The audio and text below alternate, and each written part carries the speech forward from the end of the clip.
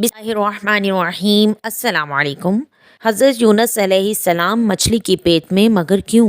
हज़रत यूनुस अलैहिस्सलाम को अल्लाह ताला ने शहर निनवा के बाशिंदों की हदायत के लिए रसूल बनाकर भेजा था। ये मूसल के इलाका का एक बड़ा शहर था।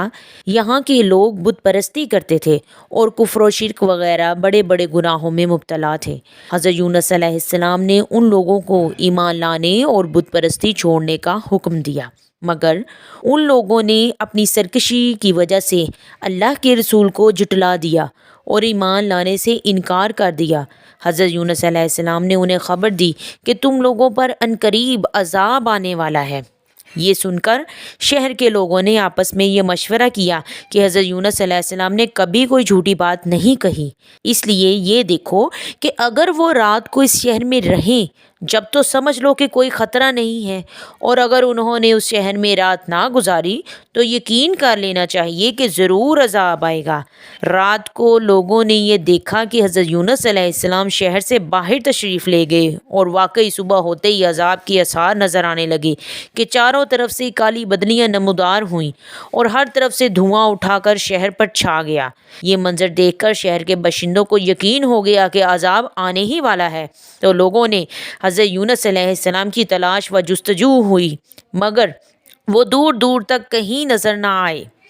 अब शहर वालों को और ज़्यादा ख़तरा और अंदेशा हो गया। चुनाचे शहर के तमाम लोग खौफे खुदाबंदी से डर कर काँप उठे और सब के सब औरतों, बच्चों, बल्कि अपने मवेशियों को साथ लेकर और फटे पुराने कपड़े पहनकर रोते हुए जंगल में निकल गए और रो रो कर सिद्ध के दिल से हज़रत यूनुस अलैहिस्सलाम पर ईमान लाने का इकरार व ऐलान करने लगे। शोहर बीवी से और माएँ बच्चों से अलग होकर सब के सब तौबा व इस्तग़फ़ार में मशगूल हो गए और दरबारे बारी में गिड़गिड़ा कर गिरिया उसारी शुरू कर दी। जो मज़ालिम आपस में होते थे एक दूसरे को माफ़ कराने लगे और जितनी हक तलफियाँ हुई थीं सब की आपस में माफ़ी तलाफ़ी करने लगे। गर्ज सच्ची तौबा करके खुदा से ये अहद कर लिया कि हज़रत यूनुस अलैहिस्सलाम जो कुछ खुदा का पैगाम लाए हैं हम उन पर सिद्ध के दिल से ईमान लाए। अल्लाह ताला को शहर वालों की बेकरारी और मुखलिसाना गिरिया उज़ारी पर रहम आया और अज़ाब उठा लिया गया। नागेहां धुआं और अज़ाब की बदलियां रफ़ा हो गईं और तमाम लोग फिर शहर में आकर अमन व चैन के साथ रहने लगे। इस वाक़या को ज़िक्र करते हुए खुदावंद कुद्दूस ने कुरान मजीद में यूँ इरशाद फरमाया कि जिसका मफ़हूम है, तो हुई होगी ना कोई बस्ती कि ईमान लाती तो उसका ईमान काम आता। हाँ, यूनुस की कौम जब वो ईमान लाए तो हमने उनसे रुसवाई का अज़ाब दुनिया की ज़िंदगी में हटा दिया और एक वक्त तक उन्हें फ़ायदा उठाने का मौका दे दिया।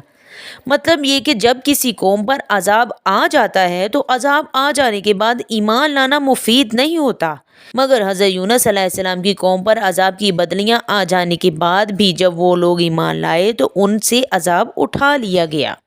बहरहाल अज़ाब टल जाने के बाद यूनुस अलैहिस्सलाम शहर के करीब आए तो आपने शहर में अज़ाब का कोई असर नहीं देखा।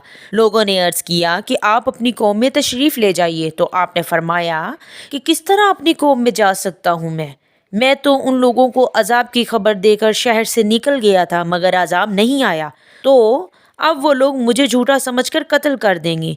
आप ये फरमा कर और गुस्सा में भर कर शहर से पलट आए और एक कश्ती में सवार हो गए। ये कश्ती जब बीच समंदर में पहुंची तो खड़ी हो गई। वहाँ के लोगों का ये अकीदा था कि वही कश्ती समंदर में खड़ी हो जाया करती है जिस कश्ती में कोई भागा हुआ गुलाम सवार हो जाता है। चुनाचे कश्ती वालों ने किराया तो हज़रत यूनुस अलैहिस्सलाम के नाम का किरा निकला, तो कश्ती वालों ने आपको समंदर में फेंक दिया और कश्ती लेकर रवाना हो गए और फ़ौरन ही एक मछली आपको निगल गई और मछली के पेट में जहाँ बिल्कुल अंधेरा था आप मुक़य्यद हो गए। मगर इसी हालत में आपने आयत करीमा ला इलाहा इल्ला अंता सुब्हानका इन्नी कुन्तु मिनज़ ज़ालिमीन का वजीफ़ा पढ़ना शुरू कर दिया, तो उसकी बरकत से अल्लाह ताला ने आपको इस अंधेरी कोठरी से निजात दी और मछली ने किनारे पर आकर आपको उगल दिया। उस वक्त आप बहुत ही नहीफ व कमज़ोर हो चुके थे। खुदा की शान की इस जगह कद्दू की एक बेल उग गई اور آپ اس کے سایہ میں آرام کرتے رہے۔ پھر جب آپ میں کچھ توانائی آ گئی تو آپ اپنی قوم میں تشریف لائے اور سب لوگ انتہائی محبت و احترام کے ساتھ پیش آ کر آپ پر ایمان لائے۔ حضرت یونس علیہ السلام کی اس دردناک سرگزشت کو قرآن مجید نے ان لفظوں میں بیان فرمایا کہ اور بے شک یونس پیغمبروں میں سے ہیں، جبکہ وہ بھری کشتی کی طرف نکل گئے تو کرا ڈالا تو وہ دریا میں دھکیل دیے گئے، پھر انہیں مچھلی نے نگل لیا اور وہ اپنے آپ کو ملامت کرتے تھے۔ تو اگر وہ تسبیح کرنے والے نہ ہوتے تو ضرور ان کے پیٹ میں رہتے جس دن تک لوگ اٹھائے جائیں گے۔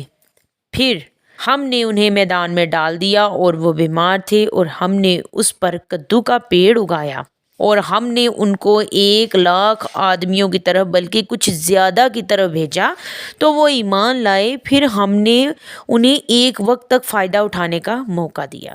جزاک اللہ خیر۔